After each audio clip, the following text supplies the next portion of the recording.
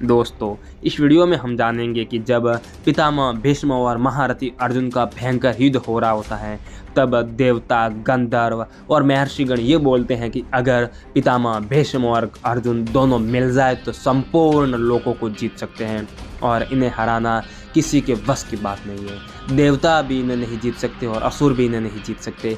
और ये सारा युद्ध का वर्णन किस प्रकार होता है कि किस प्रकार अर्जुन और पितामह भीष्म के मध्य युद्ध होता है, ये सारा वर्णन हम वीडियो के अंत तक जान ही लेंगे। तो फिर चलिए शुरू करते हैं वीडियो बिना देर किए। जब दुर्योधन बोलता है कि पितामह भीष्म, आपके रहते हुए ये पांडव कैसे हमारे योद्धाओं का वध कर रहे हैं। ऐसा कहने पर आपके पितृतुल्य भीष्म, क्षत्रिय धर्म को धिक्कार है। ऐसा कहकर अर्जुन के रथ की ओर चले। महाराज, उन दोनों के रथों में श्वेत घोड़े जुटे हुए थे।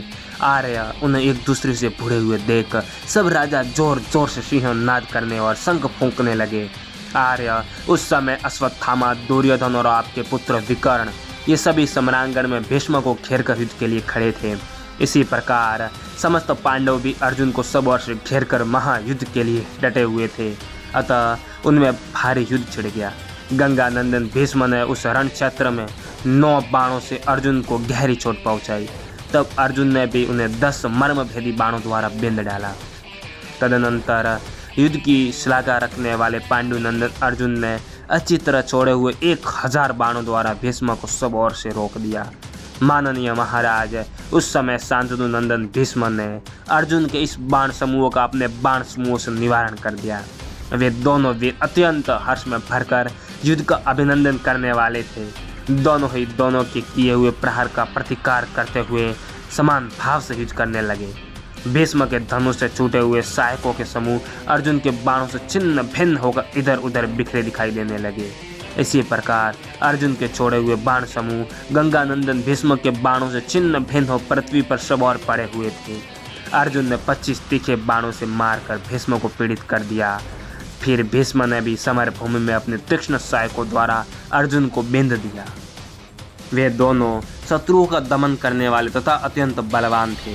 अतः एक दूसरे के घोड़ों, ध्वजाओं, रथ के ईर्षा दंड तथा पहियों को बाणों से बिंद कर खेलसा करने लगे। महाराज, तत्पश्चात प्रहार करने वालों में श्रेष्ठ भीष्म ने कुपित होकर 3 बाणों से भगवान श्री कृष्ण की छाती में गहरी चोट पहुंचाई। राजन, भीष्म जी के धनुष से छूटे हुए उन बाणों से विध होकर भगवान मधुसूदन रणभूमि में रक्त रंजित हो खिले हुए पलाश के वृक्ष के समान शोभा पाने लगे। श्री कृष्ण को घायल हुआ देख अर्जुन अत्यंत कुपित हो उठे और उन्होंने तीखे सहायकों द्वारा कुरुकुल वृत्त भीष्म के सारथी को विदीर्ण कर डाला।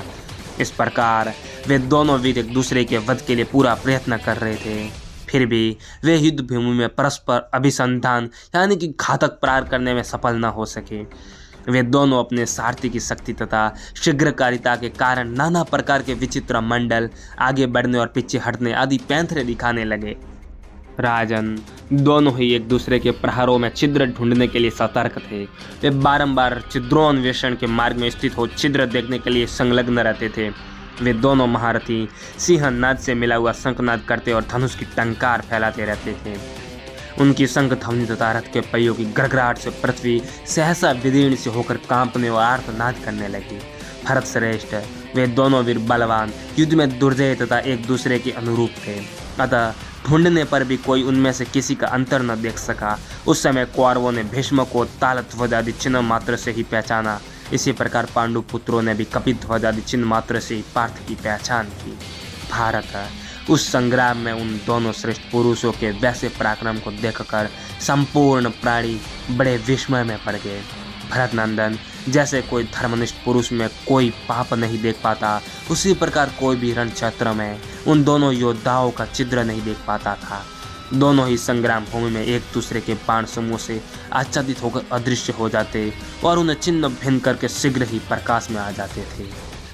वहां आए हुए देवता, गंधर्व, चारण और महर्षिगण उन दोनों का पराक्रम देखकर आपस में कहने लगे कि ये दोनों महारथी वीर रोषावेश में भरे हुए हैं।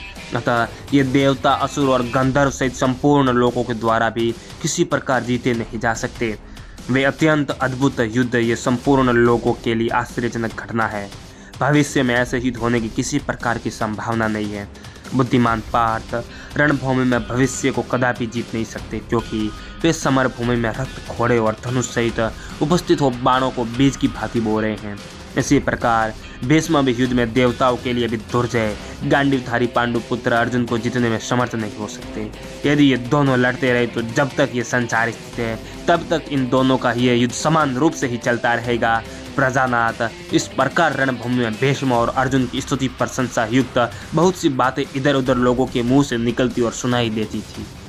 संजय कहते हैं, भारत, उस समय वहां उन दोनों वीरों के पराक्रम करते समय युद्ध स्थल में आपके और पांडव पक्ष के योद्धा भी एक दूसरे को मार रहे थे। तीखी धार वाले खड़गों, चमचमाते हुए फर्शों, अन्य अनेक प्रकार के बाणों तथा भांति भांति शस्त्रों से दोनों सेनाओं के सूरवीर एक दूसरे को मारते थे। राजन, यहाँ एक और इस प्रकार भयानक तथा अत्यंत दारुण युद्ध चल रहा था। वही दूसरी ओर द्रोणाचार्य और धृष्टद्युम्न में भयंकर मुठभेड़ हो रही थी। दोस्तों, आज की वीडियो में इतना ही। ये वीडियो आपको कैसा लगा आप हमें कमेंट बॉक्स में ज़रूर बताइएगा। धन्यवाद।